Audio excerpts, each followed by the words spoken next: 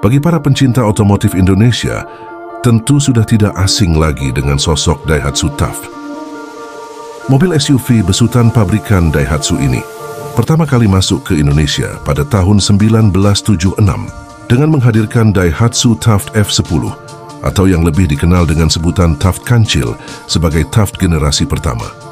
Tapi, titik di mana nama Daihatsu TAFT semakin dikenal oleh kalangan masyarakat Indonesia baru tiba di saat generasi keduanya muncul, yakni pada saat Daihatsu TAFT F50 diluncurkan pada tahun 1979. Daihatsu TAFT F50 di Indonesia mendapat julukan TAFT Kebo. Julukan tersebut berasal dari adanya logo kepala kerbau yang berada di pintu belakang TAFT F50. Logo kepala kerbau tidak hanya hadir di pintu belakangnya saja, melainkan juga digunakan dalam materi iklan, promosi, dan brosurnya. Julukan Kebo juga senada dengan image Daihatsu TAFT sebagai mobil yang tahan banting, irit, dan tidak rewel. Selain itu, mobil ini juga mampu untuk diajak bekerja keras, layaknya seekor kerbau. Jika dilihat secara desain, Daihatsu TAFT F50 terlihat mirip dengan Daihatsu TAFT F10. Hal ini dikarenakan kedua mobil tersebut memang masih menggunakan sasis dan bodi yang sama.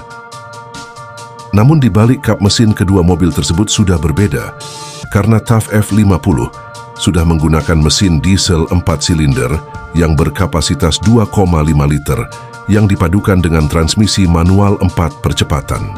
Sedangkan untuk TAFT F10 hanya menggunakan mesin bensin yang berkapasitas 1 liter. Mesin yang disematkan pada Daihatsu TAFT F50 mampu menghasilkan tenaga maksimal sebesar 60 horsepower dan torsi maksimal sebesar 146 Nm. Dengan tenaga tersebut, menjadikan Daihatsu TAFT F50 terkenal tangguh, irit, serta tahan bila diberi solar yang berkualitas buruk.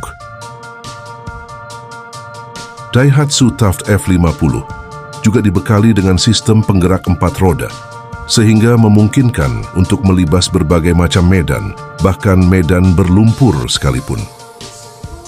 Selain itu, mobil ini juga sering digunakan sebagai kendaraan operasional instansi pemerintahan di berbagai proyek, sehingga semakin memperkukuh image tangguh dari Daihatsu TAFT F50. Meski terkenal tangguh dan bandel, namun terdapat salah satu problem yang banyak dikeluhkan oleh para pengguna TAFT F50. Hal yang cukup banyak dikeluhkan oleh para pengguna TAFT ialah bantingan pirnya yang cukup keras. Hal ini dikarenakan suspensi bawaan dari TAFT F50 hanya mengandalkan suspensi dengan pir daun, baik di roda depan maupun roda belakang. Di Indonesia, TAFT F50 memiliki 2 model, yaitu atap keras dan atap removable resin top, yang lebih dikenal sebagai TAFT Hunter. Untuk interior TAFT F50, bisa dibilang masih sangat sederhana mengingat mobil ini bisa dibilang mobil yang sudah cukup berumur.